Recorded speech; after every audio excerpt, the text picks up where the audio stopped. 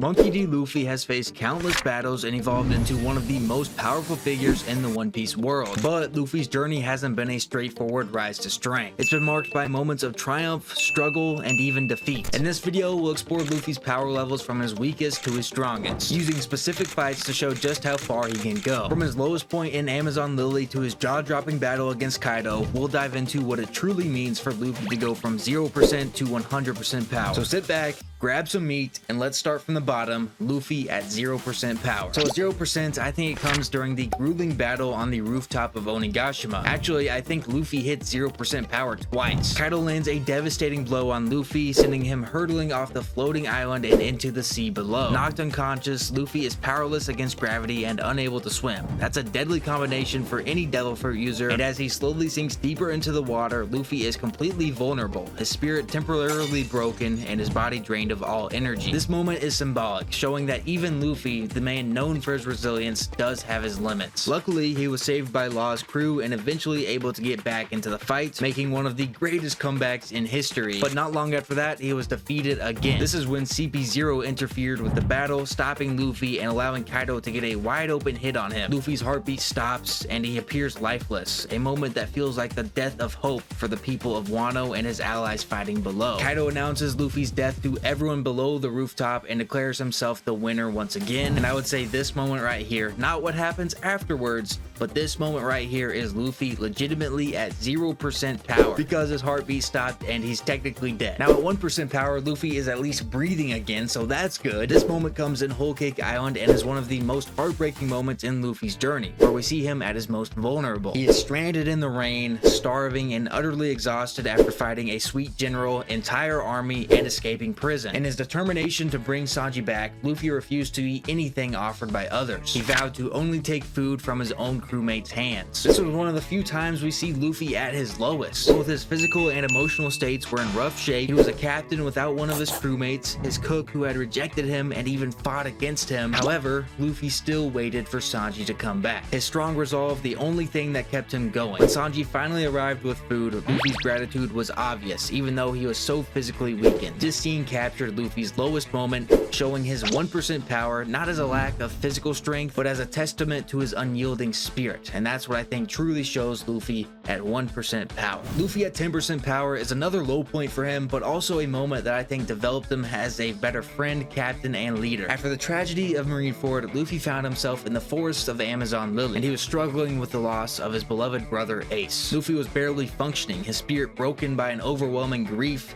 He wasn't thinking straight and even bit Jinbei at a certain point. At this moment, he was at 10% power. And not really because of any physical injuries. He did sustain some injuries during the battle, but mainly because of the emotional toll that Ace's death had taken on him. Luffy replayed the events of the war in his mind, tortured by the thought that he hadn't been strong enough to save his brother. And as memories flooded back, he lashed out in anguish, screaming Ace's name and sobbing uncontrollably. It was truly a sad sight to see someone who was normally so happy suffering that much. This was the first time we watched Luffy lose. Up until this point, if he set a goal, he achieved it. But not this time. He couldn't save his own brother. This low point showed Luffy at 10% power as he battled his own sorrow, a reminder that even he could be shaken by loss. Luffy himself had nearly died in the battle. In Trafalgar Law, the doctor had to save him, and as a reminder of his failure, Luffy has a scar on his chest given to him by Akainu, which will always remind him what it feels like to lose. Given all this, I think it's fair to say this is Luffy at 10% power. But now for 20%, let's go to a more happy fight and a less serious fight, and for that I chose the Davy Back fight against Foxy in the Long Ring Long Land arc. During the Davy Back fight, Luffy faced off against Foxy the Silver Fox, a pirate full of tricks and who also has a very annoying devil fruit. Unlike his usual serious battles, Luffy approached this duel with a playful, almost careless attitude. That's kind of how he was this entire arc, just having fun during the Davy Back fight. Despite the fact he could have lost his entire crew, he was still smiling and cracking jokes the entire time, but that's just how Luffy is. In his duel against Foxy, he did use his most powerful technique we've ever seen,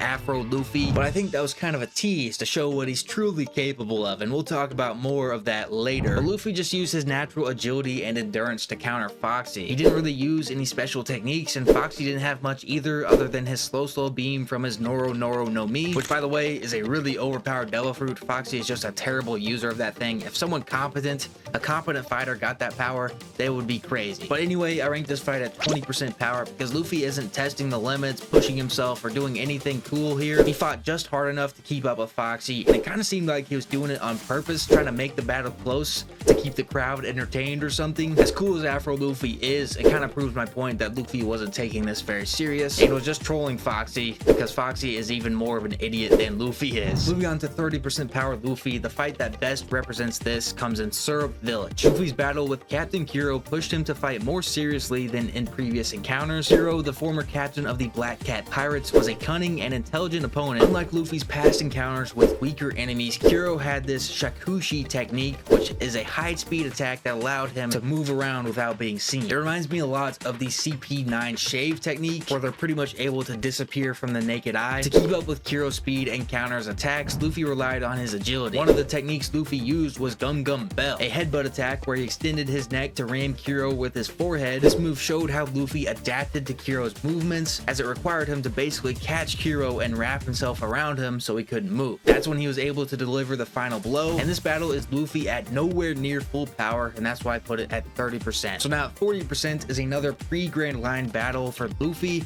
and I really wanted to include this one because it's one of my favorite fights of his. It's him at Arlong Park versus Arlong. Luffy's fight with Arlong marked a significant turning point in his journey because it's one of the first times he pushes himself to the limits. He still wasn't using his full potential, but in this fight, Luffy showed significantly more effort and stamina than the other fights. The fight was especially challenging due to the environment. At one point, Arlong tossed Luffy into the water, exploiting his weakness as a devil fruit user, and trapped under a heavy rock and unable to swim, Luffy was helpless and relied on his crewmates to save him. As the fight wore on, Luffy's determination to free Nami from her torment became his driving force, pushing him to destroy Arlong Park brick by brick. With the final Gum Gum battle axe, he shattered Arlong's headquarters, symbolizing the end of Arlong's control over the island. I love this fight, and personally, I think it shows Luffy at 40% power. So let's go ahead and talk about 50% power Luffy. Now at 50% power, we're gonna jump pretty far ahead in the story and through the Grand Line to Enies Lobby with Luffy's fight against Rob Lucci. This required him to tap into power levels that we had never seen before, specifically Gear 2 and Gear 3. I feel like this is a pretty even spot to put Luffy at 50%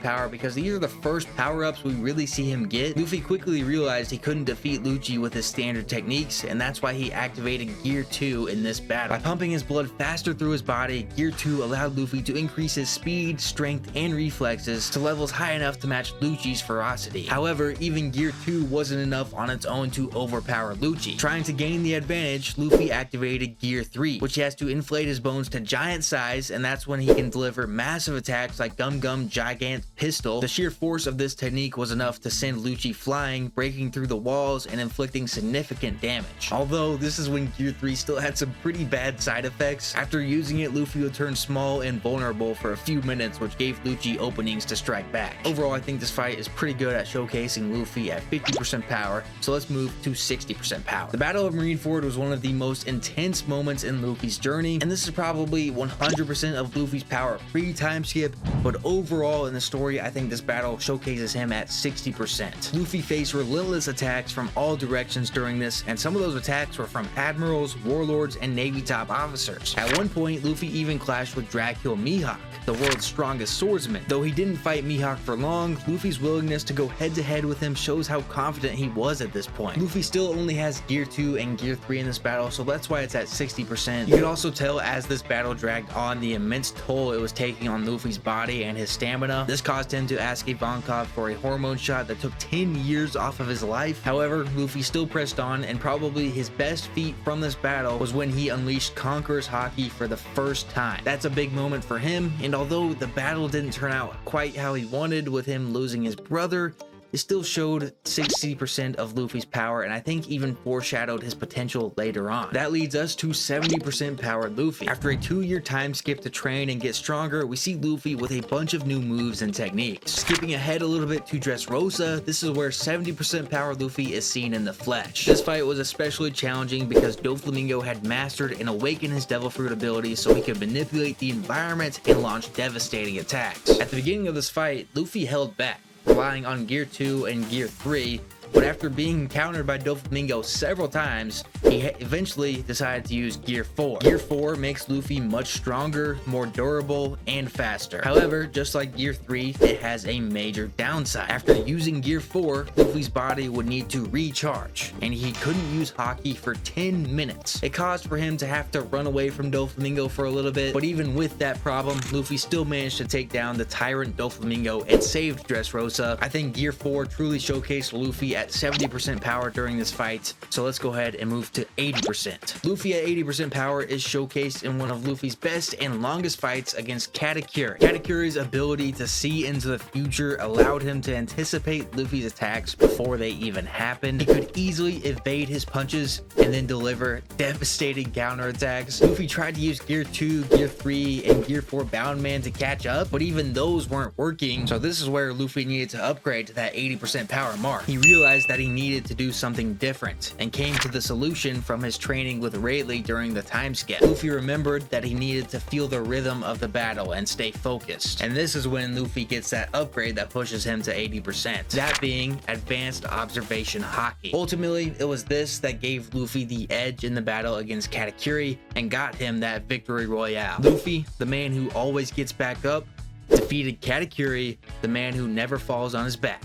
That, my friends, is Luffy at 80% power. Moving to 90%, we have Luffy's battle against Kaido in the Wano arc. Facing one of the most brutal and unforgiving opponents he had ever encountered, Luffy tapped into 90% of his full power. I'm not gonna beat around the bush here. That 90% is Gear 5. This awakening of Luffy's Devil Fruit, combined with his advanced armament and Conqueror's Haki that he also unlocked in this battle, gave him what he needed to get over that hump and defeat Kaido. But it seems like he has everything now, right? Advanced Haki, awakened Devil Fruit, but this is still only 90%. How does it get better than that? Well, first I'll tell you the reason I put this at 90%, and that's because this is just freshly after Luffy awakened his power. He basically unlocked a whole new Devil Fruit, and he still has a lot to learn, and that's what we see in Egghead. Egghead is the place where Luffy gets to 100% power, specifically the Luffy versus Lucci rematch in the anime. Now, light spoiler, he does do cooler stuff in the manga that maybe puts him past 100% power, but for now we'll keep this video anime only. Even in Luffy's short fight against Lucci, you can tell that he is way more comfortable with his awakened form than he was 2 weeks earlier against Kaido. So I think this is the true representation that we have right now of 100% power Luffy. And honestly, with all this Joy Boy talk, I think he can push the limits further and go past 100% power. It seems like there's so much Luffy can do with his Devil Fruits, and I say this is 100%, but he will undoubtedly get stronger as the series progresses. So maybe I'll need to update this video in a year or two. But I hope you guys enjoyed. If you did, it would mean a lot to me if you liked the video and subscribed, and I'll see you in the next one.